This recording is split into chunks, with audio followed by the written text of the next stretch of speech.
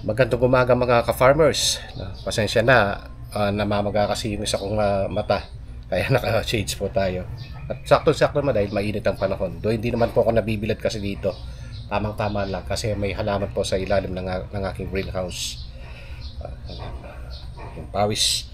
So na pong gagawin natin ngayon, gagawin po natin, paano ba maglipat ng punla? Ang punla ng papaya o kahit anumang nakapunla, no po. Kailangan po nating lipat to kasi maliit lang po yung kanyang lupa, yung kanyang plastic bag, no po, ang polyethylene bag, no po. Siya nga pala, trivia. Bakit ba black, hindi white, no po, hindi transparent? Kasi pag ibang kulay niyan, lalo na pag transparent yan or pag white, prone po tayo sa anong tawag dito, lumot, no? Yung lumot, mga small plants, mga algae, tutubo po yan sa loob. Kaya yun ang iniiwasan natin, lalo pag naarawan yung plastic. Kaya black ang karamihan ginagamit po natin para walang room for algae na tutubo dito po sa lumot. Kasi pag may lumot ang halaman, ang container ay mag-aagaw yan ng nutrients. Kaya minsan kahit po sa mga bote po natin, minsan ginagamit po natin mga bote, yan, ganyan. Opo, recycle. Dapat kulayin pa rin ng black. Opo. So, ang unang gagawin ay lagyan muna ng lupa ang pagtatamnan. Father, ang liit-liit naman. Opo, pansamantala lang naman kasi ito. Pag lumaki na siya ng konti, doon natin ililipat. So, for the meantime, dito muna natin gagawin. Dito muna natin siya ililipat.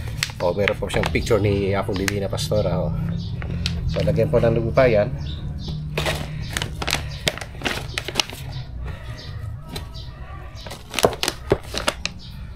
Ay, lagyan po na po ng lupa. May pa ng kabit kayo na. So, ito po. Pwede pong gupitin yan. Kasi dapat nakasama yung lupa. Huwag po natin higutin o sakman pa ang putin. Ayan, pwede po kunin natin yan sa dulo. Pull po natin yung dulo. See to it na hindi po yung, ayan, meron na po siyang ugat. So, ganito, dapat buong-buo siya. Ilalagay, pakit mete. Okay, nakikita. Yan, di ba? Ang ganda. So, lagyan ng extra lupa. Yan. Ako, hindi na ako nagagwantis.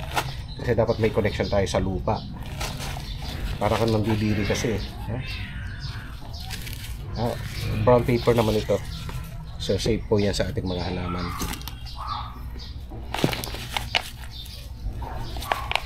Yan, nailipat na natin, di ba? At least hindi po na-stress yung yung ugat o mismong halaman.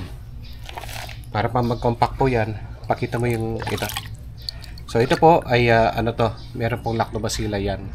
Ang tawag po natin dito indigenous microorganism.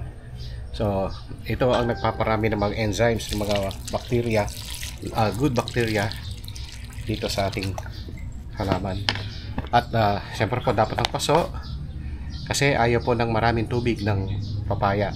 Dapat umaagos po yan, lumalabas sa ilalim ng paso. So, yan, di ba? Ang ganda. Pakita natin. Close up natin. Ayan po. Ito ang dwarf papaya. Para po siya ay lumago na. So, isang bagong kaalaman naman mula kay Father Farmer. Please follow, like, and share our video. Thank you. Happy farming.